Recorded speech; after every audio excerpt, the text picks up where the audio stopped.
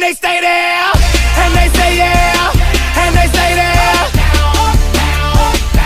Cause all I do is win, win, win. And if you going in, put your hands in the air, make them stay there.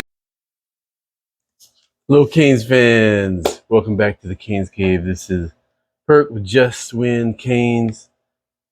Post-game, Bethune-Cookman Wildcats against Miami Hurricanes, and we were, as expected, victorious again. Good game, solid game against BCC. 48-7. Could have been more. Shows the classiness of Coach Cristobal, because he could have left TBD in there and probably could have been Canes by 90.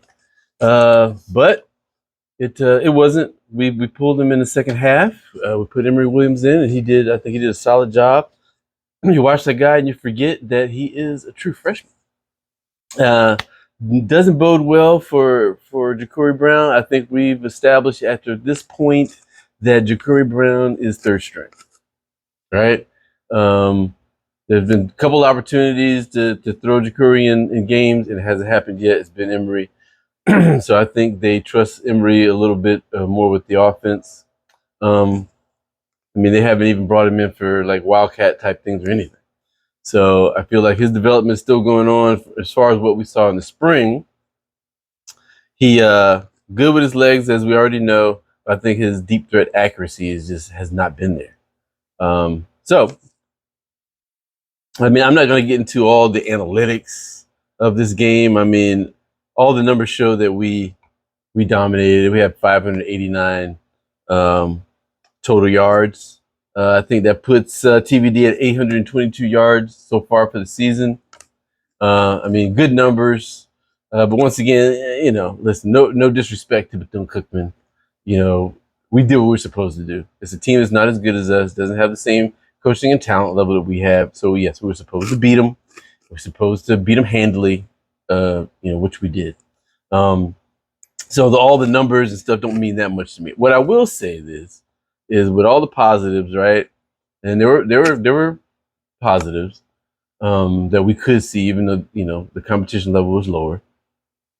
The one thing that does bother me a little bit is, although there's improvement in the running game, right? So we got some better blocking, some big bodies on the O-line. I would have thought that we would have just racked up the yards against Bethune on the ground. We were making first downs, don't get me wrong. And obviously in the red zone, we were great, right? Last year, get to the red zone, couldn't throw a pass in the end zone, couldn't run the ball into the end zone or nothing. We're doing that, no problem, right? But I don't see the amount of breakout runs that we should have against a team like that. And no disrespect to Bethune-Cookman. They got scholarship athletes there too on their defense. But I feel like with the talent that we have, Don Chaney, Parrish, Fletcher, we should be ripping them, a team like that, on the ground. I did not see that happen. So I think if we want to look at something that we really need to work on, especially coming into ACC play in a few weeks, we're going to have to really step up our run game. It's gonna against Florida State. That's not gonna work. Like we are really gonna have to be able to pound the ball against better teams. But side note, we are not the team from last year. This is not the team that lost to Middle Tennessee State last year. So FSU, you're on notice. To borrow a phrase from Deion Sanders, we coming, baby. Now, I'm not going to get up here and say that when we play Florida State on November 11th that we're going to beat them like we did 4 or 5 years ago, hang a big score on them. I'm not even right now saying that we're definitely going to win. Can we win? Absolutely, we can win. This is college football. Anybody can win from week to week. But are they going to whoop our behind like they did last year? Hang 48, 50 points on us? No. That's not happening. I want you, Florida State fans, to think that. I want you to come in, underestimate us, please, please. FSU, underestimate us and come in. I would love to see that rude awakening. I don't think that's going to happen. But let's be honest. Florida State, it has a good, solid team from what I've seen so far. Now, I have to see how they do against BC. I got to see how they do against Clemson. But after that, then we'll know if they're for real or not. But I think that the FSU Miami game on November 11th is going to get back to the old rivalry where scoring changes back and forth. Whoever has the ball last, final drive wins the game. That's my prediction so far for that game. But we'll see. All right? But we still got people in front of us. We got Temple next week. We got a week off. We got North Carolina, right? North Carolina, in years past has kind of had our number. We've gone back and forth. We beat them, lost against them, but they've kind of had our number. I think we have the advantage this year of, having a new system.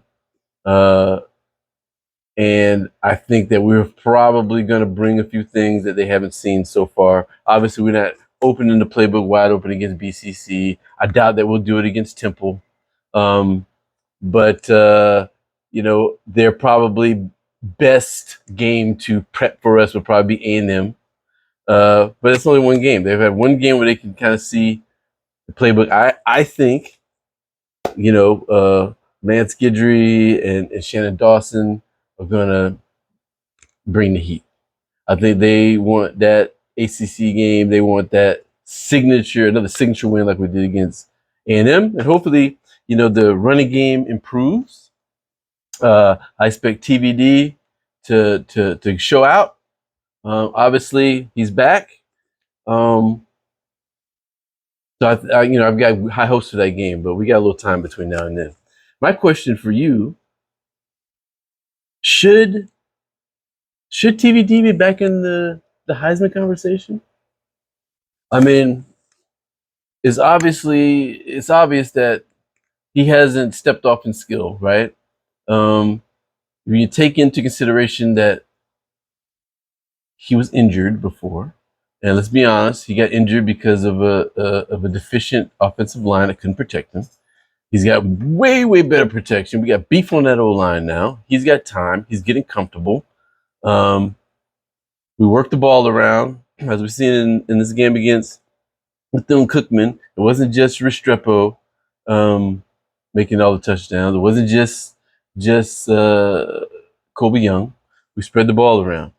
He went for a rushing touchdown, threw for a rushing touchdown. Receivers, running game, it's all coming together. Like we're winning as a team. So should he be in the Heisman race? Right now in the discussion, I think so. Me personally, I think he should at least. Granted, we still got some road to go. This is the beginning of the season. We're only 3 games in, but if we keep trending the way we're trending, I think I don't think he'll win the Heisman because I think there's too much hate against Miami. But I think that by the end of the season, he is going to be deep in the conversation, and he will be a Heisman candidate, Heisman hopeful. So we'll see.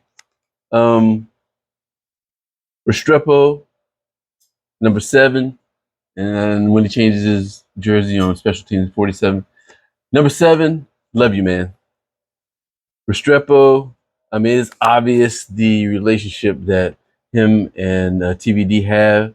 TVD looks for him, whenever he can, as evidenced in the A&M game when he was staring him down and got the ball batted because he was waiting for Restrepo to get open, which he didn't do in this game. No staring down the receivers. But man, I just feel like Restrepo, I'm putting Restrepo right there with Braxton Berrios, man. Solid, runs a good route, decent speed, yards after the catch, and he doesn't drop balls. And I know people are a little annoyed on special teams. Why is he back there, fielding kickoffs.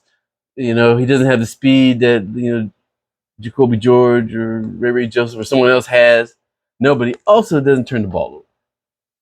Ball security, right? So, I think there will be a time when we will have other guys out there that are a threat to run one back.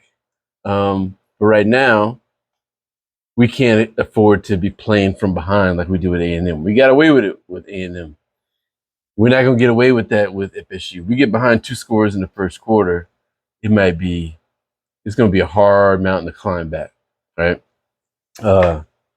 So positives, again, I love the attitude of this team going back to the A&M game. When they did get down and behind, the old Miami Hurricanes from last year, the year before that, held their heads down and felt bad for themselves and never mentally get past that and just play from behind the whole game and lose. This team was not that.